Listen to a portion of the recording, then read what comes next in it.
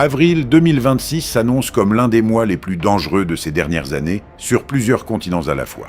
Des centaines de localités en Russie et au Kazakhstan ont déjà été déclarées zones à risque. L'Europe entre en avril avec des sols saturés jusqu'à la limite après une série de tempêtes hivernales. Et de nouvelles précipitations sont déjà en route. Aux États-Unis, les météorologues relèvent des conditions qui créent un environnement idéal pour les tornades, les crues soudaines et les vents de force ouragan. C'est une explosion synchronisée d'anomalies aux quatre coins du globe, derrière laquelle se trouve une restructuration atmosphérique planétaire dont les conséquences se font sentir pendant des années. Nous avons rassemblé des données issues de rapports officiels du Centre météorologique russe Gidrometcentr, de la NOAA, de l'Organisation météorologique mondiale, du Centre européen de prévision et de plusieurs services régionaux. La plupart de ces documents sont publiés en tirage limité pour un cercle restreint de spécialistes et n'arrivent pratiquement jamais dans le domaine public. Nous les avons trouvés, analysés et assemblés en un tableau d'ensemble. Regardez jusqu'à la fin. Les prévisions et les données les plus inattendues vous attendent, celles dont on ne parle pas dans les bulletins météo ordinaires. Avril vient à peine de commencer et les climatologues du monde entier n'arrivent toujours pas à prendre pleinement la mesure de ce qui s'est passé. Aux États-Unis, en 10 jours, 17 États ont établi des records absolus de chaleur pour le mois de mars. Et tout cela se produisait en même temps que Cuba enregistrait pour la première fois de l'histoire des observations une gelée. Cuba, rappelons-le, est une île tropicale en mer des Caraïbes. Première gelée depuis le début des relevés météorologiques sur l'île. De tels contrastes ne sont pas le fruit du hasard. Ils sont la conséquence de la fragmentation du vortex polaire qui a cette saison été littéralement mise en pièces. Et l'un de ces fragments est en train de se déplacer vers l'Europe. Mais nous y reviendrons dans un moment. Pour l'instant, rendons-nous dans l'Arctique, car ce qui s'y passe va influencer la météo de toute la planète en avril. En mars 2026, la NASA a officiellement confirmé que la banquise arctique avait atteint son maximum annuel à un niveau record historiquement bas. 2 années consécutives depuis 1979. La superficie de glace manquante par rapport à la normale représente environ 2 fois la superficie du Texas. L'un des chercheurs l'a formulé succinctement. L'Arctique entre au printemps dans l'un des états les plus faibles de toute l'histoire des observations. Et c'est important parce que moins de glace en hiver signifie encore moins de glace en été et une fonte nettement plus active dès avril. En Russie, le centre météorologique Gidrometcentr a publié ses prévisions sur 3 mois. Et elles sont sans ambiguïté. Avril 2026 sera plus chaud que les normales climatiques sur pratiquement tout le territoire du pays. Dans la partie européenne de la Russie, dans l'Oural et dans le nord-ouest, les températures dépasseront les normales. Aucune anomalie négative n'apparaît sur la carte d'avril dans aucune région. Pour bien comprendre, un tel consensus des modèles est rare. Mais plus chaud que la normale ne signifie pas pour autant calme. Les météorologues préviennent de fortes oscillations thermiques.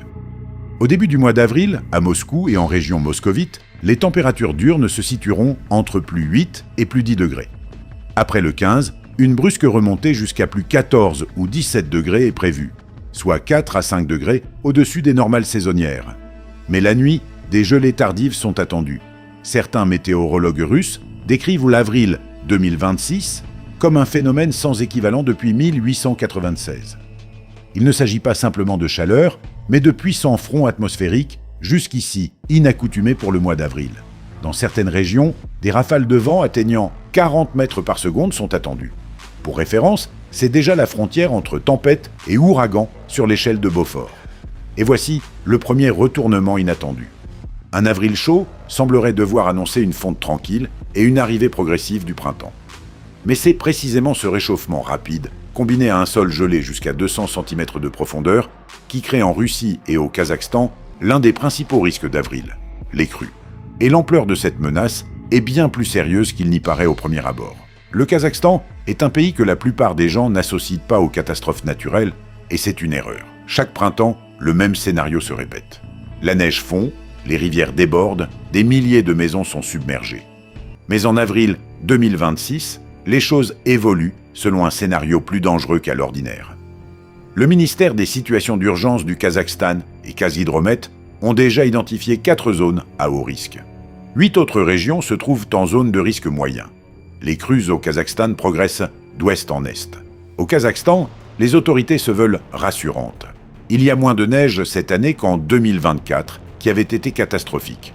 Mais des analystes indépendants avertissent, le problème ne tient pas seulement à la quantité de neige. il tient à la vitesse du réchauffement. C'est précisément l'arrivée brutale et précoce de la chaleur sur un sol profondément gelé qui crée cet effet où l'eau ne sait plus où aller. La Russie n'est pas en marge de ce phénomène. L'Oural du Sud, la Sibérie occidentale, les bassins de l'Oural et de l'Itchim, zones traditionnellement exposées aux crues. Gidromet-Center prévoit également un excédent de précipitations par rapport à la normale dans le Caucase du Nord. Les régions d'Irkoutsk et le sud du territoire de Khabarovsk présentent le même tableau, et tout cela sur fond d'un avril plus chaud que la normale, qui accélérera la fonte dans les zones montagneuses. L'Europe. Ici aussi, avril 2026 réserve une surprise que les météorologues résument ainsi. Chaleur rapide, puis coup de froid. Littéralement, ces derniers jours de mars, un puissant anticyclone bloquant s'est formé au-dessus du Groenland dans l'Atlantique. C'est la configuration classique dans laquelle l'air atlantique doux cesse d'affluer vers l'Europe, et un couloir direct s'ouvre depuis le nord pour l'air arctique. C'est précisément ce fragment du vortex polaire dont nous parlions au début qui s'est déplacé du côté européen. Pour avril, cela signifie que l'atmosphère est dans un état instable. Les masses d'air chaud venant du sud et les masses froides venant du nord vont se heurter directement au-dessus du continent. Ce sont les conditions idéales pour de puissants orages convectifs, de la grosse grêle et des vents en rafale. En particulier dans la seconde moitié d'avril, quand le soleil réchauffe déjà suffisamment la surface terrestre. L'Europe de l'Ouest et centrale entre dans l'ensemble en avril avec des températures autour des normales ou légèrement au-dessus. Londres, 12 à 14 degrés le jour, Paris, 13 à 16, Berlin, 12 à 15. Un peu plus au sud, Rome, 17 à 20, Madrid, 16. Mais ces chiffres seront des moyennes. Ils masqueront de brusques fluctuations, avec des chutes de température pouvant atteindre 10 à 12 degrés en 24 heures. L'Espagne et le Portugal entrent en avril avec des sols déjà gorgés d'eau. C'est l'héritage d'une série de puissantes tempêtes atlantiques qui ont frappé la région de janvier à mars. Quand le sol est saturé jusqu'à la limite, même une pluie d'avril ordinaire provoque des inondations là où, en temps normal, elles n'ont pas lieu. L'Institut portugais de la mer et de l'atmosphère constatait dès février que 20% de la pluviométrie annuelle moyenne du pays était tombée en 48 heures. Le sol n'a toujours pas eu le temps de sécher. Dans les zones montagneuses des Alpes, des Balkans occidentaux et des Pyrénées, avril est la période la plus dangereuse. L'air chaud accélère la fonte de la neige. En même temps, les pluies tombent. Les rivières de ces bassins réagissent rapidement. On compte en heures. C'est précisément pourquoi les hydrologues européens qualifient ces zones de réaction rapide et les maintiennent sous surveillance renforcée chaque mois d'avril. Aux États-Unis, avril est officiellement le début de la saison des tornades. Et en 2026, elle a déjà commencé avant l'heure. Fin mars, une tornade a traversé l'Oklahoma. Quelques jours plus tard, une série de trombes a frappé le nord de Tulsa. Dans le Michigan, une tornade de catégorie EF3 a détruit des maisons dans le secteur d'Union City, l'une des plus puissantes pour ses latitudes et si tôt dans la saison. Ce qui est caractéristique d'avril cette année, c'est que les tornades passent au second plan. Les principales menaces de cette saison, selon AccuWeather et NOAA, sont les crues soudaines et les vents rectilignes capables de coucher les arbres et d'arracher les lignes électriques sur des centaines de kilomètres. Ces événements s'appellent des derechos. C'est lorsqu'un système orageux s'organise en ligne et traverse le sol à la vitesse d'une tempête, sans colonne d'air tourbillonnaire. Les dégâts sont comparables à ceux d'une tornade, mais la zone dévastée est des dizaines de fois plus grande. La zone de risque maximale pour avril s'étend du couloir des Grandes Plaines orientales à travers la vallée du Mississippi jusqu'à l'ouest de l'Ohio. La NOAA déjà enregistré un taux d'humidité atmosphérique anormalement élevé au-dessus de cette région. Cela signifie que lorsque le prochain front arrivera, les précipitations seront très intenses. La crue soudaine mérite une attention particulière. L'eau monte en quelques minutes. Dans le contexte d'un hiver sec, cela peut sembler peu inquiétant, mais c'est précisément en avril, dans le sud des États-Unis, que le sol se sature d'humidité après une série de pluies et cesse d'absorber l'eau aussi vite.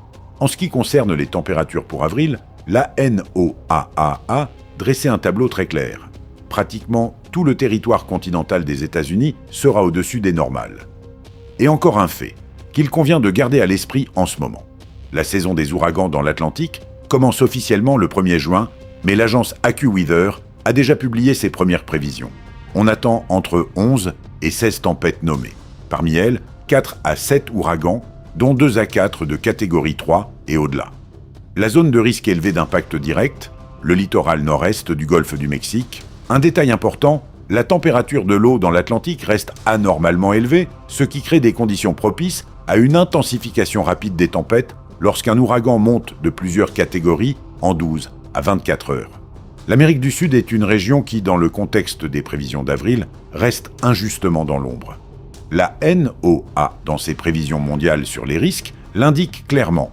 Le risque élevé d'inondation persistera la semaine prochaine dans l'ouest de la Colombie, où des pluies intenses tombent sans interruption depuis plusieurs semaines. Glissements de terrain, montée des eaux, routes inondées. Tout cela se produit déjà dans les départements occidentaux du pays. Le Costa Rica est dans la même situation.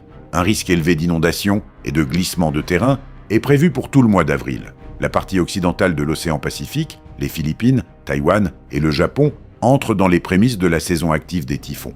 Le service météorologique philippin prévoit entre 2 et 5 cyclones tropicaux dans la zone de responsabilité du pays pour la seule période d'avril à juin.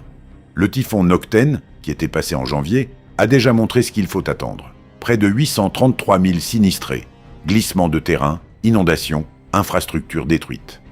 Et c'est janvier pas le pic de la saison. L'Asie centrale est un chapitre à part. Le Tadjikistan, le Kirghizstan, une partie de l'Afghanistan, ce sont des régions montagneuses où la neige s'accumule en altitude tout au long de l'hiver. La chaleur d'avril déclenche la fonte, et une menace particulière existe ici dont on parle peu.